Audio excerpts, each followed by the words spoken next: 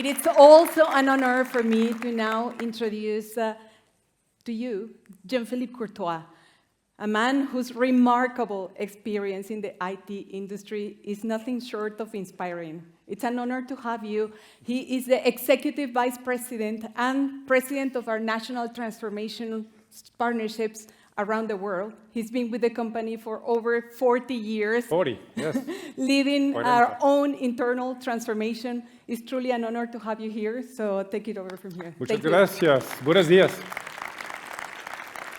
Good morning, good morning. I'm truly delighted to be with you and back in Madrid, in this wonderful city, to celebrate and share the excitement and the momentum we are having with this unprecedented actually wave of cloud and AI innovation. And I think the team before, Alberto, Corey, Lisa, and everyone, all the guests as well, have done a wonderful job talking about the economic benefits, the productivity improvements of AI and what comes with it. What I want to talk about today with you is AI as a positive force to enable social and environmental innovation across the world and in Spain. And I'm going to start with, I think, quite an inspiring video from a country where there's a lot happening with AI. I was there a few months ago. It's in India. So let's roll the video, please. मैं एक किसान हूँ अपने ही गांव में हमारी ज़मीन है 2 एकड़ उसमें ही हम खेती उगाते हैं रबी की और खरीफ की दोनों फसलें उगाते हैं जिसमें गेहूं है जवार है बाजरा है तिल्ली है सरसों है बट यहाँ मेवात में अंदर बहुत से गांवों में न्यूज़पेपर नहीं पहुँच पाते हैं ये सरकारी स्कीमें पहुँचती हैं लेकिन ग्रामीण इलाकों में लोग योजनाओं की स्कीम पहुँच भी नहीं पाती है These are all communities living in media dark areas, which means that penetration of traditional media like television and radio is very sparse. There's also literacy challenges, so things like newspapers have a very low access in these areas. In India, we have 22 constitutionally recognized languages, but apart from that, we have more than 100, almost 120 languages. Being able to provide justice to each and every citizen in their own language, it's a challenge, but it's also an opportunity. Jugalbandi is a chatbot that we built to solve 2 problems.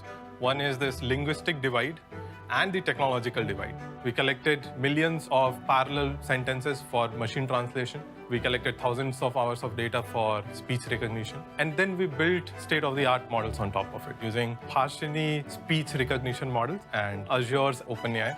So these capabilities allows us to understand language, transcribe it, translate it, and also synthesize it back in the form of speech.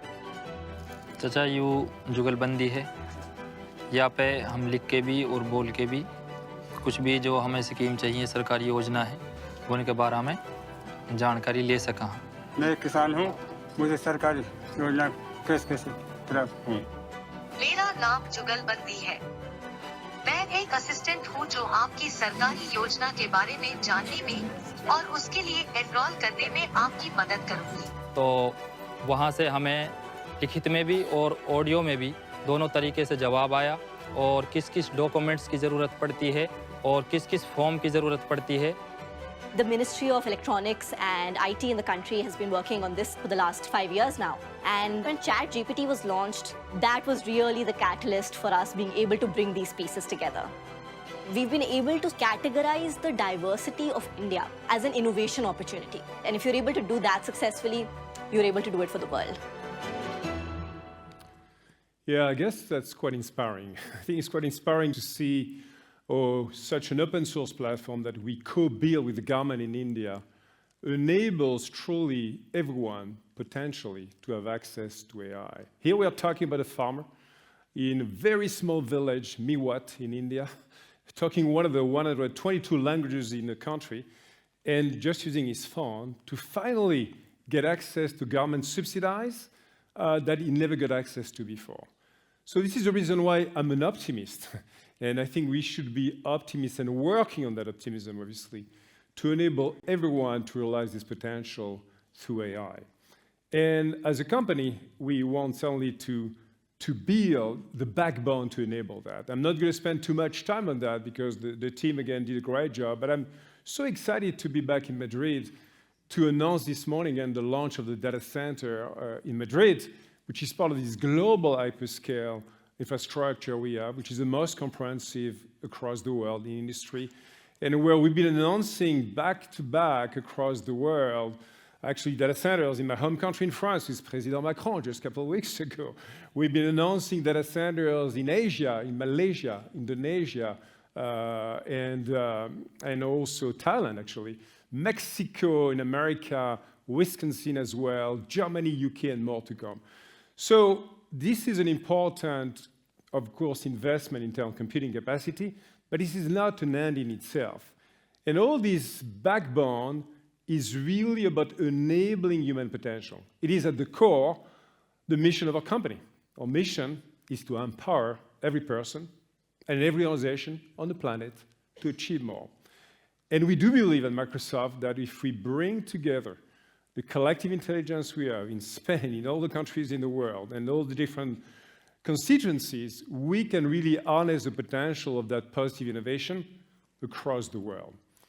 And we, in many ways, as a purpose company, really connect well with this great quote from Colin Mayer, from a book called Prosperity.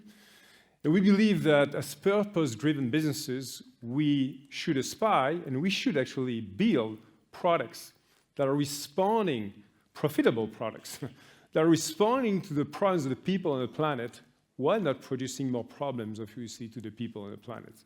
And I think that's the core of a purpose-driven organization. That's the core also of the impact entrepreneurs that we've been working on as a company. If you step back and look at the world, it's humbling. It could be also a bit depressing, I would say. As you know, we are halfway through the United Nations Sustainable Development Goals, which are supposed to be reached by 2030. And if you do a reality check today, I'm not going to go through all the numbers because there's many more on the UN website if you're interested. I mean, we still have a lot more to do as humanity. When it comes to extreme poverty, while we made tons of progress for the last 3 decades, we're going to still have more than 500 million people under extreme poverty in the world by 2030. And taking another data point that I think will resonate with you in Spain as well is water scarcity. By 2030, half of the globe population will have at least one month in a year water issue, no access to water, no access to clean water. So there's a lot of opportunities, we believe, for all of us to work with innovative solutions to tackle that. And this is the reason why, as a company, we are also betting on what I'm calling the forces for good. As I said, as an optimist, and I've been picking and taking notes on some positive trends happening in the world. On one hand, you've got employees, many in this room, of companies, large, small, mid-sized ones, who all want, certainly COVID-19 help as well, to have a meaningful job, a meaningful life. That's what matters the most for them, and they want to work with businesses who have a true purpose and who are really have a positive contribution to the world. On the government side, you have a lot of investments happening in the EU. The Green Deals, I mean, huge investments happening across Europe, some in the US as well, some in Asia, by the way, in China. There's a lot of money.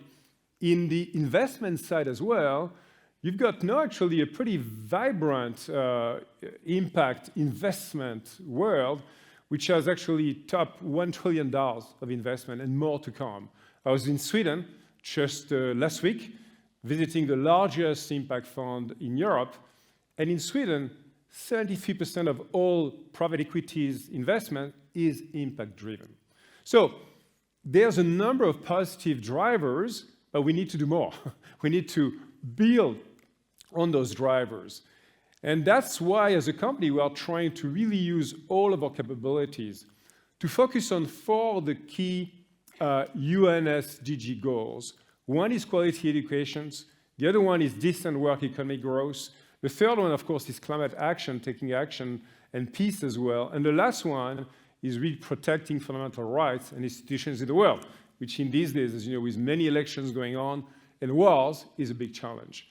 And we've been really connecting all of our assets.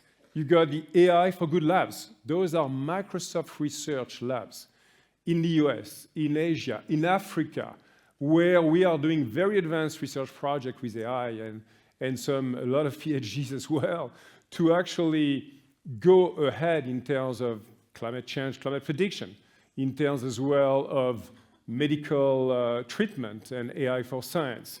We also bring all of our philanthropy team and resources organization. We are providing for free, as you may know, to more than 400,000 NGOs in the world, all cloud services. It's free of services in terms of Microsoft 365 and some basic Azure services for NGOs in the world. And we are also doubling down on skilling with millions of people. We are training to democratize access to AI, which I think is one of the key challenges, opportunities in all the countries to harness that human potential. We've been also creating this climate fund, $1 billion, a few years back on our sustainability commitment, where we're advancing and investing in the most breakthrough technologies to fight against climate change. And last but not least, I've been really excited myself to sponsor and shape a new initiative 2 years ago for the company called Entrepreneurship for Positive Impact, which is all about going after a new wave of innovators in the world, social innovators, climate innovators, who are building a new set of companies, resolving those problems of the world with innovative solutions. And this is what we call Entrepreneurship for Positive Impact.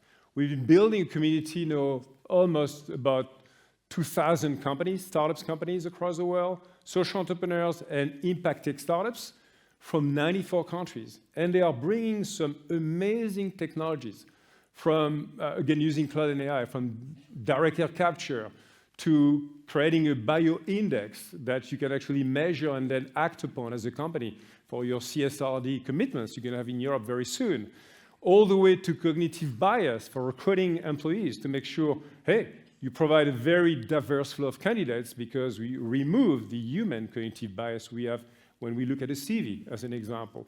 And many more examples like that, showing the potential of innovative solutions to actually bring the best of that innovation. Let's roll a video to see some examples. Kitchen enables people with disabilities to use technology so they can learn, they can play, they can engage. We started going to some schools and rehabilitation centers, and that made us understand more about how to enable more children with disabilities to use a technology to engage inside classrooms. The situation on the Colorado River is really dire. We've endured about 20 years of drought, some of the worst years of drought that we have seen in literally 1,000 years. We need people to be relying on the real information in context that makes a difference in how these resources are managed. So we founded Vector Center as a data-driven innovation company to help navigate water's course. ICE's mission is to develop reliable distributed microutilities in the most vulnerable communities around the world. Our goal is to leverage technology to achieve this mission by empowering young adults with digital skills and also providing clean energy for small businesses to boost their growth. So the primary goal behind starting Sehat Kahani was to put female doctors back to work, flexibly and within the cultural boundaries. That's why Sehat Kahani focuses on completing the loop for primary health care. We found this opportunity from Microsoft that it's called Entrepreneurship for Positive Impact. We have many benefits from the EFPI. The program gives us access to many resources like Azure Cloud credits, technical and business development support, and also a very powerful community of like-minded individuals and organizations that have that common goal of really a more sustainable future. Chief engineers and mentors from Microsoft help see how we can optimize our architecture for growth and scale. We're working with Microsoft to really bring together mass amounts of data and put it in context in a way that companies and governments and stakeholders on the ground can make much better decisions faster about world's water challenges. I think another exciting benefit that we've had in working with the Microsoft EFPA program is being a part of a community. Not only do you get access to the Microsoft folks, to so many mentorship programs, but you also get to speak to so many other founders from other parts of the world. It kind of creates that sense of community, and you learn from the best practices. Together with Microsoft, we're planning to upskill 10,000 youth and connect over 100,000 small businesses to clean energy by 2025.